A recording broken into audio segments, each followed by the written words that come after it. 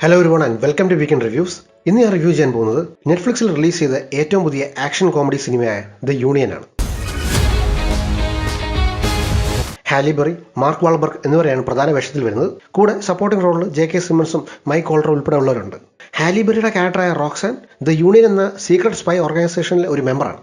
നമ്മുടെ Tom ക്രൂസിന്റെ impossible mission force അല്ല കേട്ടോ, സ്കൈഫോൾ സിനിമയുടെ സെയിം പ്ലോട്ട് തന്നെയാണ് ഇവിടെ എടുത്തിരിക്കുന്നത്. അതിൽ ഒരു ഇന്റർനാഷണൽ ടെററിസ്റ്റ് MI6 ഇൻഫർമേഷൻ മൊത്തമുള്ളൊരു ഐറ്റം മോഷ്ടിക്കുന്നു, അത് തിരിച്ചെടുക്കാൻ ബോണ്ട് ശ്രമിക്കുന്നു.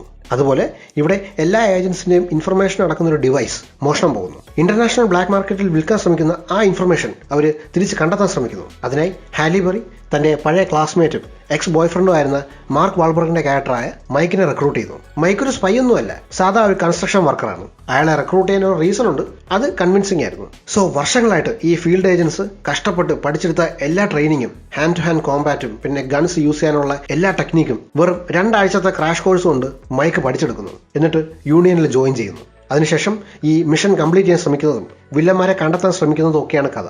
പതിവ് പോലെ ഇത്തവണയും നെറ്റ്ഫ്ലിക്സ് ഒരു ഡിസ്പോസിബിൾ ആക്ഷൻ സിനിമ തന്നെയാണ് നമുക്ക് തരുന്നിരിക്കുന്നത്. ഈ സിനിമയിൽ ഹാലി ബെറിക്ക് ജമ്പന്റെ റോളാണ്, മാർക്ക് വാൾബർഗിന് തുമ്പന്റെ റോളാണെന്ന് പറയേണ്ടി വരും. ജമ്പനും തുമ്പനും അറിയില്ലേ, ഈ ജമ്പൻ ബൈക്കിൽ കയറി പോകുമ്പോൾ ബാക്കിൽ ഇങ്ങനെ തൂങ്ങി കിടക്കുമല്ലോ തുമ്പൻ, ആ ഒരു അവസ്ഥയാണ്. പുള്ളിയുടെ ക്യാരക്ടർ ഇവിടെ ഇല്ലെങ്കിലും കഥയിൽ വലിയ മാറ്റമൊന്നുമില്ല. പുള്ളിയെ റിക്രൂട്ട് ചെയ്യുന്നതിന് റീസൺ ഉണ്ട്, അത് കഴിഞ്ഞാൽ ആ ഒരു ആവശ്യം അവിടെ കഴിഞ്ഞു എന്ന് വേണമെങ്കിൽ പറയാം. അതുപോലെ തന്നെ മാർക്ക് വാൾബർഗ് എല്ലാ സിനിമയിലെ പോലെ തന്നെ പതിവ് പോലെ ഇവിടെയും പുള്ളിയായിട്ട് തന്നെ അഭിനയിച്ചിട്ടുണ്ട്. ആ പതിവ് തെറ്റിച്ചിട്ടില്ല. ഈ സിനിമ കണ്ടുകൊണ്ടിരിക്കാൻ എന്തെങ്കിലും ഒരു കാരണം ഉണ്ടെങ്കിൽ അത് ഹാലി ബെറിയാണ്. 2002 ഡൈ അനദർ ഡേയിൽ കണ്ട അതേ ഹാലി ബെറി തന്നെയാണ് ഇവിടെ. ഒരു മാറ്റവും. പുള്ളിക്കാരുടെ ആക്ഷനും സ്വാഗും ലുക്കും എല്ലാം നൈസായിരുന്നു. ഇവിടെ ഇവരെ രണ്ടുപേരും ഒരു റൊമാൻറ്റിക് പെയറായിട്ടാണ് കാണിച്ചിരിക്കുന്നത്. പക്ഷേ ഒരു രീതിയിലും ആ ഒരു കെമിസ്ട്രി വർക്കൗട്ട് ആയിട്ടില്ല. കഥയുടെ മെയിൻ പോർഷൻസ് ഒക്കെ നടക്കുന്നത് UK-ലും പിന്നെ ക്ലൈമാക്സ് സെറ്റ് ചെയ്തിരിക്കുന്നത് ക്രൊയേഷ്യയിലുമാണ്. ഈ ലൊക്കേഷൻസ് ഒന്നും വേണ്ട രീതിയിൽ സിനിമയിൽ യൂസ് ചെയ്തിട്ടുമില്ല. വിഷ്വൽസ് എല്ലാം വളരെ ബ്ലാൻഡ് ആയിരുന്നു. പ്രധാന പ്രശ്നം, നമ്മൾ കണ്ടിട്ടുള്ള അല്ലെങ്കിൽ ബെസ്റ്റ് ഓഫ് ദ ബെസ്റ്റ് ആയിട്ട് തോന്നിയിട്ടുള്ള എല്ലാ ആക്ഷൻ സിനിമകളുടെയും അല്ലെങ്കിൽ സീൻസിൻ്റെയും ഒക്കെ ഒരു റെപ്പറ്റീഷൻ നമുക്കിവിടെ ഫീൽ ചെയ്യും, അല്ലെങ്കിൽ അതുപോലെ എടുത്തു വെച്ചിട്ടുണ്ട്.